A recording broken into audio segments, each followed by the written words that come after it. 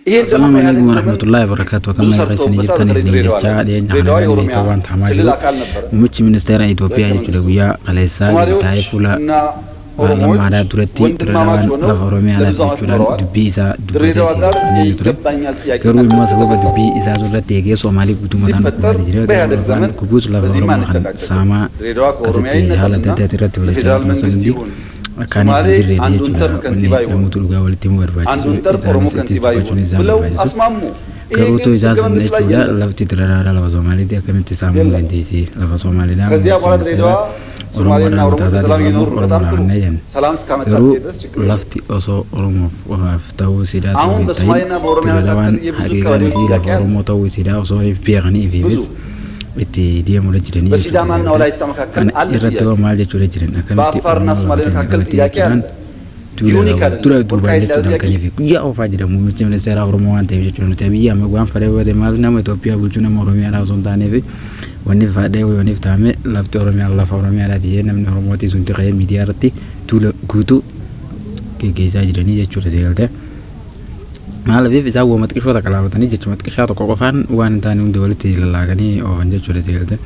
Kana irratti maalafiif akkasuma taama miidiyaan isaanii gurguddaan maal jechuudha jiran warroonni tokko tokko gadi baanii jechuudha lafa teenya kamitti kana lafti Somaaliidhaa kami kan namti jechuudhaan ol gaafii dhiyeessaadhaati jiranii oduu kanarraayis hedduu akka waliin ilaalla. Kanatti aansuudhaan guyyaa raantanaa jechuudha itti aantuu ministeera dhimma alaa Itoophiyaadhaa kan taate adde Burtukaan Ayyaanoodhaa ministeera Burtukaan Ayyaanoo biyyarraa baqatteeti jirti jechuun oduun deemanaatu jira jechuudha. Oduun kun hangam takka dhugaadha kan jiruufis waliinis ni ilaallaa jechuudha. Kana itti aansuun immoo Pakistaanii fi Afgaanistaan osooniif wal mariirra jiranii marii isaanii san osooniif karaa nagaatitti hin xumuramin haala waliigaltee takka dhaba xumurame jechuudha. Waliigalteen isaanii kunarreetti immoo dhimmi haajaa alaa Pakistaan akkaan itti dhaadetee kan jirudha. Oduuwwan kana guutuu ni dhageessan nafaana turtii taasisa.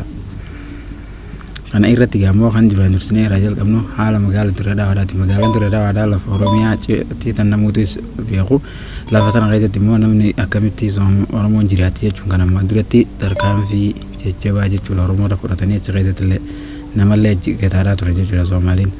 Amma immoo as deebi'anii muummichi ministeera Oromoo fi Soomaalii waliin jiraachaa turte garuu immoo qaama Oromiyaati. Gaafa inni jiru isaan guutuu aarsitee dubbiin san imaan irraa dhorkite jechuudha. Kana irratti immoo garuutu namuutu waan adda addaati dubbata. Osooniif isaan taate osooniif lafti sun lafa Soomaaliiti jedhanii Oromoon hangam takka kaaniif jalloota takka hangam takka kaa'artu waan achirrattis ilaalamuutu jira jechuudha.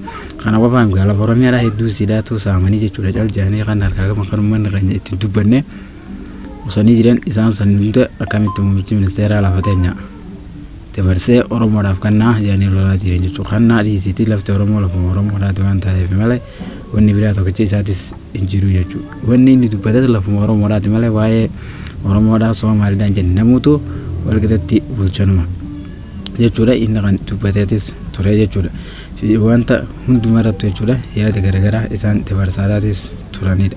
Maaliif kun taama Dirree Dhawaan akkamitti teenya hin taane wanni isaan jaantuun guutuun jechuudha nuti teenya malee tan nama biraati jechuun isaanitti ni ulfaatti laale isaan guutuma isaaniittu lafti wanni yeroo dubbatamtu wanni xiqqoon takka gaafa dubbatamtu isaan taate malee nama biraati jedhamuun isaan dhibee hedduu takka maaliif nuti himaaf yaamamnee kan jirutu jira jechuudha.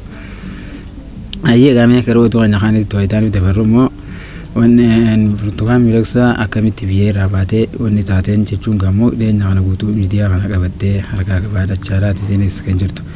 Garuu immoo isiin biyya irraa ba'uun isiidhaa kun yoomi namoonni hedduun sobamoo dhugaadha jechuun wal gaggaafachaadhaati jiran jechuudha taanii dubbiin sanoo hangam takka namoota hedduu rifaachiiftee namoota hangam takka gammachiifteenis gaa dubbii haalaan laalamaadhaatis ture jechuudha seegaltee. Kun immoo dubbiin kun dhugaaf sobni isaa adda ba'uun guyyaa irratti kan itti ilaalamaati jiru. Namni kun itti aanaa ministeera dhimma alaa Itoophiyaadhaati turte jechuudha. Isin garuu dhugaa isiisan durattis namoonni biyya irraa baqatan gara ministeerota sadiitu jira kan Itoophiyaa gadi leeksanii irraa bahanii jechuudha. Biyya alaatti godaanan ni jiranii jechuudha. Isaan immoo garuutu dhimma sanirrattis waan takkaawutan nagammaan tanaatti gara qaama mootummaatiis deebiin deebifamee fi wanni takkaawutan isbaates hin jirtu jechuudha. Callisanii namu laalaadhaati jiran. Ayyee meeqa ammaatis gara oduu keenya kaanitti wayita dabarru Paakistaanii fi Taalibaanii Afgaanistaanii fi Paakistaan jidduutti lolli yeroo hedduu gaggeeffamaa ture akkamitti xumuramee akkamirratti dhaabbatee maalirratti waliigalteen isaanii akkamitti addaan faca'edha. Waliigalteen isaan irratti dhaqanii yeroo hedduudhaaf wal mari'achaa erganiif turaniin booda waliigaltee tokko dhabu gargar deeman. Dhimmi isaan irratti waliigalan biyyoonni lameen kulachuutu duraaniinis biyya ollaadhaati biyya walitti dhiyaatanii waan ta'aniif haala isaaniitiinis naannoon ta'in hundinuu takka kan jechaa turan waliin afaaniif aadaas hundi isaaniitis tokko garuu immoo adda baanii biyya taanaan wal dhabdeen isaan jidduutti kan uumamaa ture daangaadha. Sababa daangaadhaatiin kan dhufe daangaan isaanii sunis lachuutu erga boodaatiif tarkaanfii walirratti fudhataniin lola walirratti bananii hanga guyyaa lama sadiitiif lolli sun erga deemeef namoota hedduun isaan jidduutti galaafatamee erga lubbuu isaanii dhabeedha booda lolli sana achiin booda jechuudha kan irraayis qabbanaa'ee taraasaniif Turkiinii fi Qatar isaan jidduutti oofaa jiran waliigaltee nagayaa Qatarii fi Turkiinis akkaaniif isaan lamaan gara nagayaatti dhufanii biyya isaanii nagayaatti godhataniif jechuudhaaf isaan jidduu deddeemanii dubbii isaanii deddeebi'anii gaggaafachaa turan gara wachuuti. Garuutu ministeerri dhimma ajaa alaa Paakistaan akka itti dhaadhite ammarraa illee ganarraa illee taanaan nuti ni lollaa jechuudha lolaa fi hundaafis akkaaniif qophiidharra jiru ittis himeetis ture. Lolli immoo isaan walitti gaggeessaa jiranis lola biraa osoo hin taane lola qilleensarraatii fi lola lafoodhaatiin irra guddinsi isaanii kan beektanii lola lafaatiin garuu Paakistaan lola qilleensarraatiin beekamti. Afgaanistaan immoo lola humna kan lafaa kanarra qabdi jechuudha. Kanaanis yeroo hedduu waraana biyyattii hedduu boojitee hedduu daaraa gootee turte. Kanarratti kan ka'een lolli isaan jidduutti deddeemaa jirus guyyaa suniin guyyaa kaleedhaa osooniif nageenya akka hin argatin waliigalteen isaanii nageenya akka dhabe xumuramee ture jechuudha. Kanaafuu oduuwwan keenya kan ammaa tanaatiifis qabanne hanganuma hanga xumurachaatti kan nu daawwattan galatoomaa isiniin jenna jechuudha.